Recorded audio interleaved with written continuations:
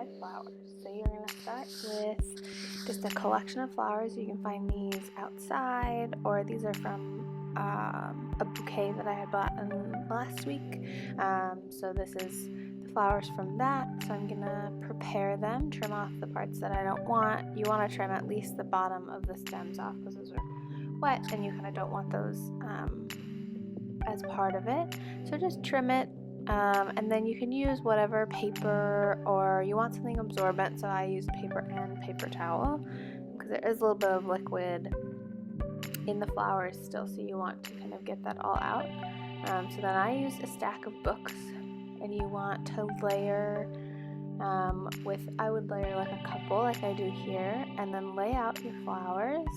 You want to give them space. You don't want them to be on top of each other, so lay them out with their own space. And then cover them again, and you can do this within the pages of a book as well. So you don't have to do it with book and then another book, but you could do it in the middle of a textbook or a book that you have at home. So then you cover it with another layer of paper, and then I had too many to fit on one page, so here I do it again. And I'm going to trim this one a little bit more.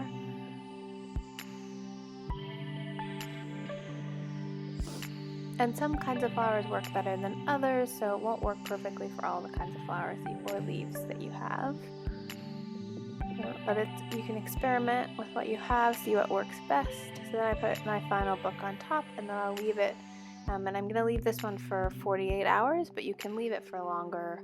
I would do at least 24 hours. So here is it at the end after I've opened it up. So you can see it worked better for some than others. These worked really well.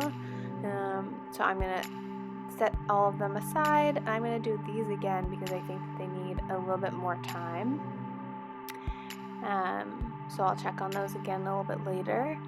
So I'm picking out the ones that I want. I'm going to get rid of some that didn't work very well, and then I'm going to make the art. So I'm just going to do mine in my art journal that we made the other day. You can do yours on whatever kind of paper you want. You can do it on like a window pane, so you can do it on a piece of paper that's see-through, and you can do it on the out so that you can see it from the outside. But I'm just going to do it in my journal and keep it simple. So I'm just going to make a little pattern with a couple of the things that I like, and maybe afterwards I'll doodle around it or add some paint to it, but for now this is going to be my project. And you can use, I'm using Mod Podge, but you can use whatever, just a liquid glue is best, and you don't need very much because they're pretty fragile, so you want to be careful with them. So you don't need very much glue to get them to stick. And there is my final project.